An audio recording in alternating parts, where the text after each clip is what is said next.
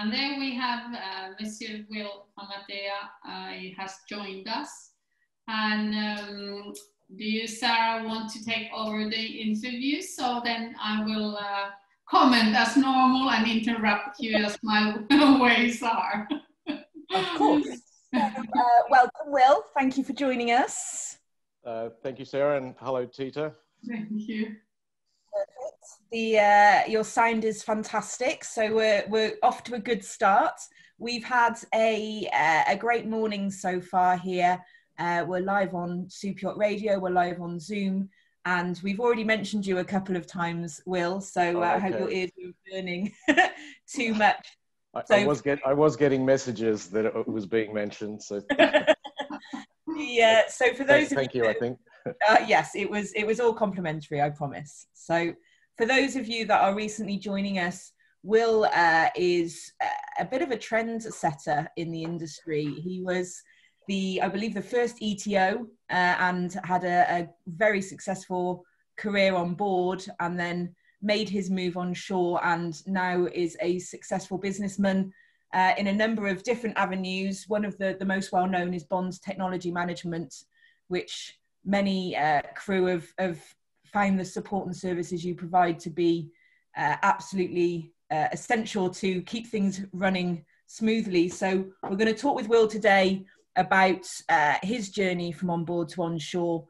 And then, as I mentioned earlier, we're going to be hearing from Will again a little bit later in his role as one of our Krakens of the Krakens Den. But for now, we'll focus on Will and your inspirational story. So let's start off at the beginning, if that's okay. Well, not completely at the beginning. I hope you had a wonderful childhood. Yeah, we won't get into it when I was 5. Yes, yeah, exactly.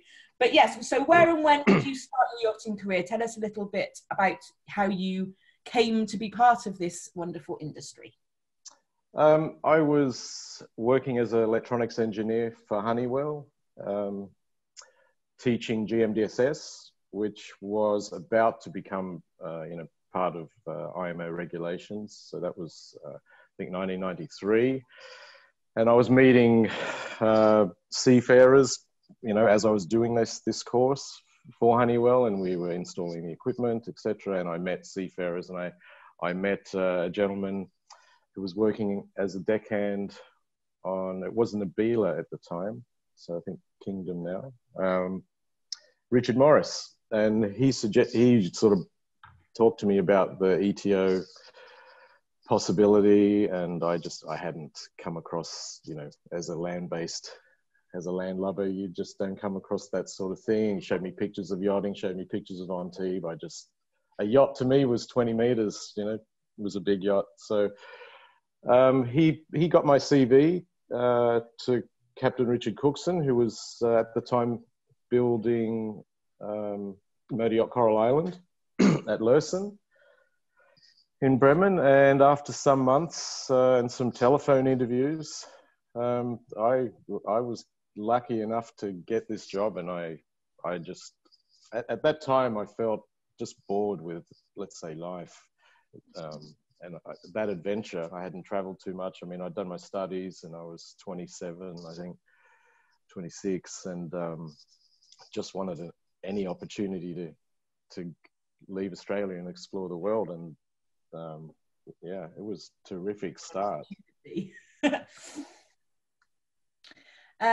Fantastic. So that's really good to hear. Actually, one of the questions that we've had actually from crew is, I'm not 18, I'm not 20, I'm in my mid-20s, or I'm heading towards 30. Is it possible to still start a career if it's it's not something that I went to straight away? So that's part of the greatness of your journey, actually, is you weren't a young whippersnapper straight out of school necessarily when you started. You'd already had some career and some life before going aboard, and still the opportunities are there if you work hard and present yourself well. And there are, one of the other things we're talking about at the moment is the mix of skills and experiences from land to sea, which, as this goes both ways. So that's, I'm sure, a very positive thing for people to know that you sort of started the career in your mid-20s, and it wasn't detrimental to how that career path went. No, well, then it wasn't, because I mean, there weren't, I didn't, when I got there, you know, even the chief and the second engineer, I remember them telling me, they said to me, "We don't know what you're supposed to do here." So, because they were commercial guys. So, you know, it was the radio officer was, you know, someone who knew Morse, and GMDSS was actually, ironically, part of the move. So shipping companies didn't have to have a radio officer. So if you had two people that knew GMDSS, you didn't need to carry them. So being an ETO, I didn't really have anyone in the in the yacht industry to ask what you were supposed to do. And you know, we worked our way through it, and of course there were enough electronic systems on there, and I felt really comfortable with the navigation system and the comms. But you know, the focus on what I was supposed to do didn't really develop until guest trips started coming, because no one really could tell me you're supposed to do this, or you're supposed to be the DJ also some nights, you know, so all those things. Yeah, it must have been a really interesting career while you were on board, and the journey that you took there, because during that time technology was developing at such a rate as well. So you know, that kind of ETO role would never be staying the same during, and you know, still now is changing completely. I'm sure there are you know, onboard officers now struggling to, you know, we all suddenly had to become Zoom experts just this year, and the extra bandwidth for the level of video conferencing coming, you know, now is something that is, I would presume, not being an expert, but something that is constantly being developed and improved for the yacht setter. Probably finding the job role and developing it would be very useful, and then shared out with the industry. And I feel like that's something you've carried through to Bond as well, with the constantly developing technology. So before we go on to Bond, let's just run through sort of your onboard career, and once you're on board, how that's developed. Tell us about, you know, did you stay on the same yacht your whole career? Did you move? And how did that develop before you decided to move ashore? Right. Okay. So the first trip that we took to Ibiza after being on Coral Island was my first vessel. It was a 72-meter yacht, which was big in those days. Yeah. And it still is, of course. But the first trip to Ibiza, I remember that the next morning, the chief, second, and the captain, we sat down together and we said, okay, the focus has to be the audio visual, because I didn't appreciate, no one appreciated at that point how much the guests would need it and not be able to perhaps work it or get familiar with it. And we, you know, technical people take things for granted that, you know, just press those 3 buttons and it'll come on. That was most of my job, is getting, you know, the AV, getting a, I think it was even a VHS tape, you know, getting that played, and getting a fax, getting it through it was Satcom A back then. So everyone was really conscious about telephone costs. So that role quickly developed into looking after the audio-visual, excuse me, looking after the audio-visual systems and IT and communication systems. So there for the captain, keeping those. We did have a network on board, and through then, let's say if we just go through the 7 years that I was on vessels, then that slowly turned it, and I was doing engine watches as well. So, you know, I do my, you know, what do I have, midnight to 4, I think, or something like that, and midday to 4. So when you're underway, and then in the day I'd be doing the ETO, just work, and you've also got the crew, and you know, you have to keep everything running. And I loved the job. I really loved being at sea, and I loved the camaraderie. And then as you know, time went through, then I handed that over to ETO Jerry Parr, and then for a while he and I were the only two. We only spoke between the two of us because we didn't know any other ETOs for a short time. So Jerry's still working as an ETO, which just shows you the longevity of the position these days. And then as time grew on, I stopped the engine watches. You know, there was more focus on IT. Networks VSAT came in. I think on Viva was one of the first vessels to have a C-band VSAT in 1998, I think that was. So there was a lot. The focus then was purely the AVIT. Okay, the security camera would go. You'd have to deal with that. Most electronic systems, but none of the heavy electrics, you know, that I would have looked after previously, having come from Honeywell, which I was comfortable with. And then I got off in 2000 when Aviva got to the Sydney Olympics. I decided I couldn't leave after arriving in Sydney. I think I said on the Superyacht radio show the other day that my mum and the stewardesses were calling me up to the bridge as we were entering Sydney Harbour, and some of them were almost weeping, and they were pointing at my mum with a big sign, "Welcome home, son." Oh, it's gonna make me cry just listening to back. So I couldn't leave, and I had it in my head that I was getting off. So I got off, and that was my, you know, so from 94 to 2000, that was really the first time I'd experienced living ashore again for an indeterminate time. And I did find it tough. As much as I wanted to get off yachting, because it was 11 months on, there was no rotation. So, you know, you worked, you did your 11 months. I mean, you got weekends more, but I mean, you're still not home. So it was a relatively easy decision to step ashore, but I found it difficult. So I didn't work for, I think, 8 months, and just enjoyed being back in Sydney.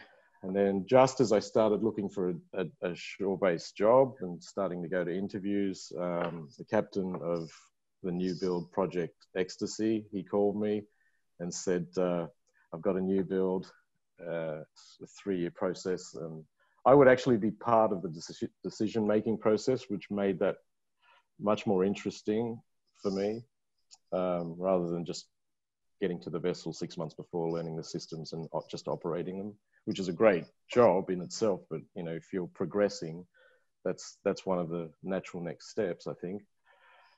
And so I left Sydney again, and then went and joined the Ecstasy project. And so I had cheated coming ashore, let's say, because I didn't really work ashore at that period. But I did find it difficult to go ashore. And then I did the Ecstasy project, and I was just before it was to sail, and I was going to sail on the vessel. The Eclipse project came on the table, and I was asked to start the Eclipse project.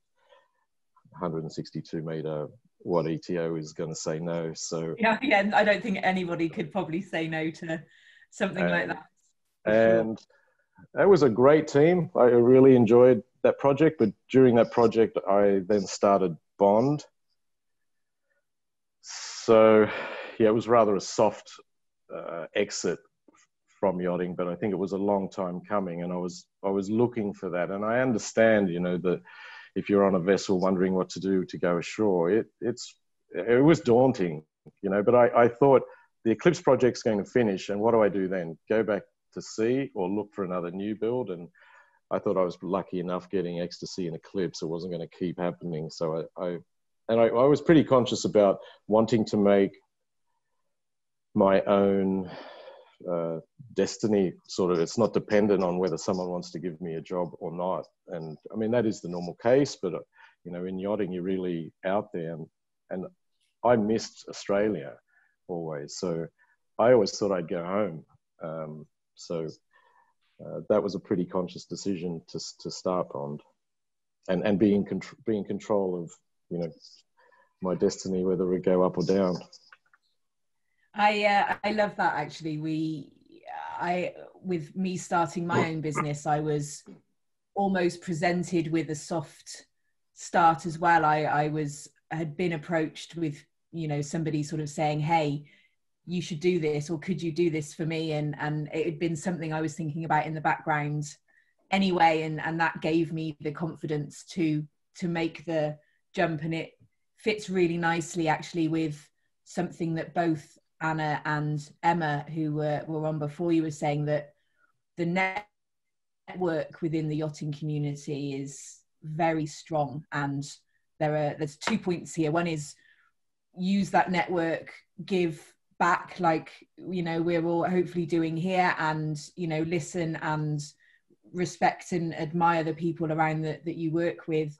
And also, you are being watched, people can see you, so, you know, present yourself well, and often opportunities will arise and will help you to decide how that path is going to take. And that's certainly something that our entrepreneurial crew have said as well, that are thinking about having making a jump ashore and starting their own destiny. Is, you know, this we can see the opportunity. It's either they're trying to grab us, or we can see where it is, and part of hopefully what we can do is give them the support to realize that is a good opportunity, or tweak that opportunity so that they go down the right path. But as we all know, the opportunities for Bond have continued to come, and that can only be done through, you know, quality of service and doing a good job. But it must have been interesting to be working on a project like Eclipse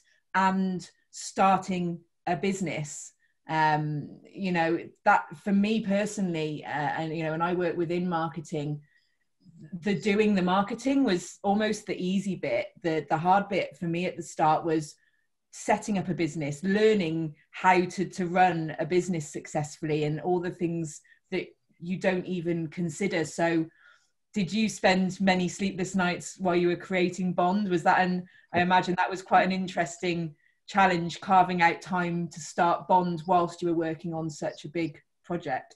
Yeah, pretty much every day after work.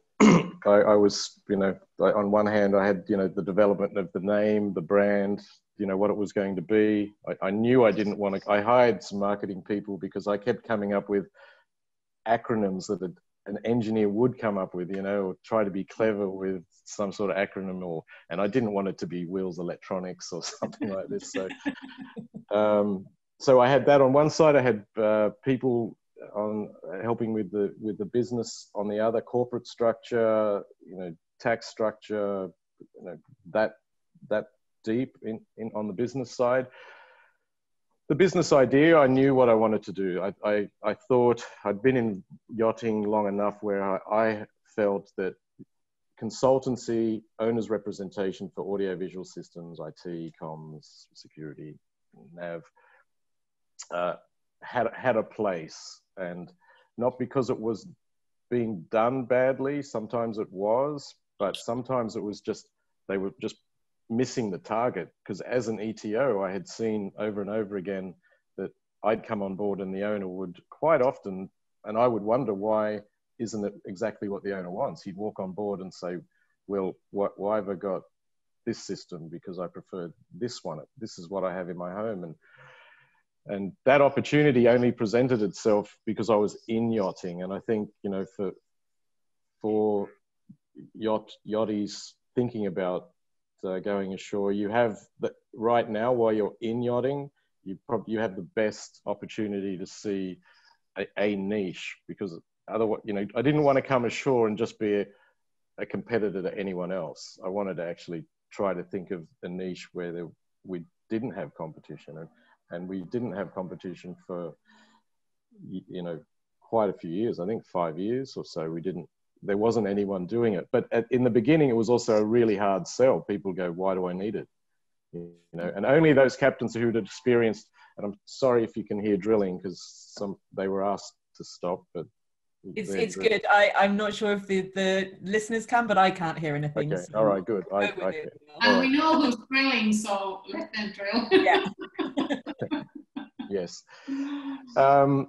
So yeah, to see that from within yachting, that I thought I would not. I don't think that would have. I'm not sure if that would have come about. Well, not from me anyway. If I hadn't been in yachting, to say, hey, what about consultancy? You know, everyone has just wanted. Everyone was automatic become an integrator. So from that, we were doing the consultancy, and I think for the first year, I think the first 12 months we hired a person every month nearly, because it suddenly blossomed into, you know, oh, we want you on our build. And you're right with with the reputation thing while you're in yachting, you know yourself, if you trust someone, almost sometimes it's better, I trust them, so I'm going to let them have this opportunity. Where if you don't know the person at all and they may be really good at the job, you may be hesitant. And that's building those relationships of trust is so strong when you start.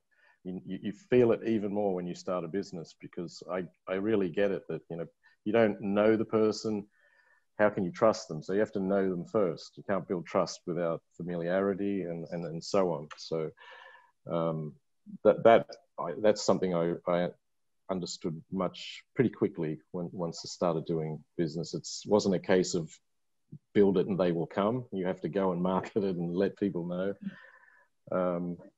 And keeping the team together. I think yachties also have a good, you know, if you're in any heads of department, the sense of leadership is pretty strong. Not that I was a head of department, but you know, those leadership qualities. I was a head of my own department, but those leadership qualities you can take into business, you know, when you've got employees, because then you've got to deal with human resource element as well, you know. So it's not, you know, there's financial, human elements, quality of work, etc. So yeah, I really enjoyed that part of developing Bond. And you know, then I think a few years later we started offering support services to the yacht industry, because as a consultant I saw that, wow, finishing a build is a bittersweet day, and then you look for the next project, which is typically what everyone was doing. And I would get these phone calls on weekends from the yachts because the integration companies weren't open, and it took me, I think, 2-3 weeks of weekend phone calls where I rang another ETO up and said, if you want to come ashore, I think we can start a support business, because people want it. And again, that took time, you know, because not everyone knew it, but it's fairly prevalent now, even in our field, this service. And, you know, other companies have, you know, let's say followed us doing consultancy. Other companies have then taken on support. And you shouldn't see, I don't see that as a negative. That's validating the business model, because, you know, in a commercial environment, a monopoly doesn't last.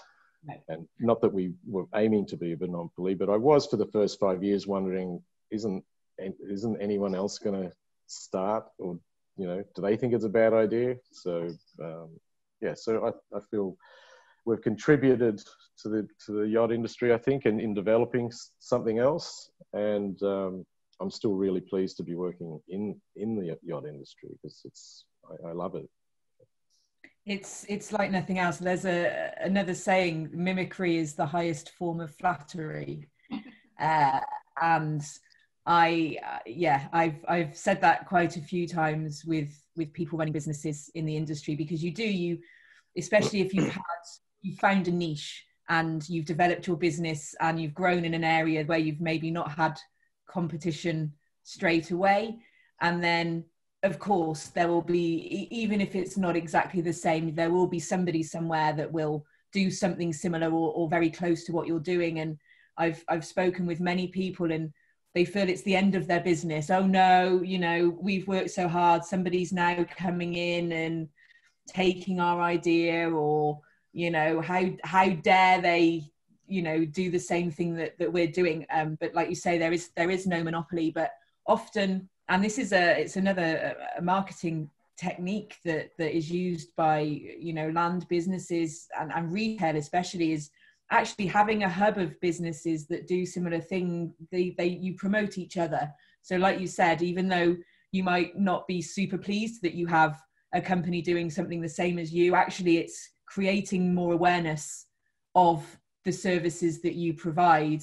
And as long as you continue to be the best and to, you know, continue to grow and improve your business and represent yourself well, then usually you find it's a positive, because actually it increases the business coming in and the people realizing that they need those services. So I was definitely the same. I worried and had sleepless nights at the beginning that everything was going to fail, because now there were more people doing what I was doing. And it's, you know, it's, although it's this global business, it's a fairly small community. And is there enough? There's always enough work to go round is what I've realized. And I'm currently mentoring a chief stewardess who has just recently gone ashore and opened a guest house business in South Africa, and has just been doing some marketing qualifications. And for sure 4 or 5 years ago I would have worried about sharing information and knowledge, and now I'm, you know, wrapping my arms around her and saying, yes, let me help you, because there is so much work, and it's great to have somebody else that understands the industry and has worked on board, that wants to look at marketing and sharing skills. And so yes, although it can be scary, I think that's one of the points for all entrepreneurs is don't be scared of there being competition, because it's usually a good thing. And half the time, if they're not very good, they'll just disappear anyway. So that was another learning curve for me, was I've just spent 6 months worrying about this company or person, and actually they've not survived, and you've just got to concentrate and do the best for yourself and share the experiences like we're doing now with people. And, you know, good karma will usually prevail, as they say. So we're nearly at the end. Goodness me, the time is flying today. It's flying when you're having fun. I was actually just listening to Will's story, and we've been, of course, speaking before about this too, but it just reminded me that the companies we are talking at the Krakens Den, they are struggling with exactly the same problems you were struggling with when Ron started. So not understanding maybe how the finances or taxes, how they work, how the marketing needs to be done. So life is not changing in that point. We need to support them, and I think it's very important to also see that there is kind of a continuous in this. Yeah, that's why I'm here. I'm happy to help and participate, and thank you for having me on the program. Oh, no. You have spent lots of time with us. No problem. So yeah, as we've said before, just for those that have tuned in recently, so Will has shared his inspirational story today.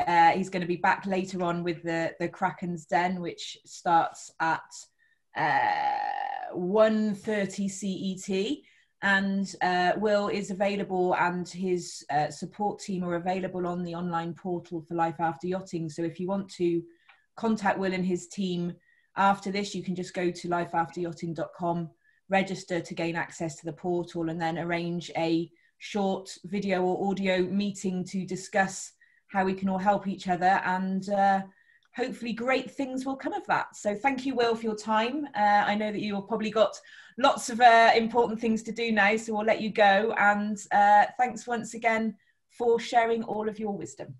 Thank you, Will. Thank you, and thank you for having me. Thanks. Bye, everyone. Bye-bye. Bye-bye. Bye now.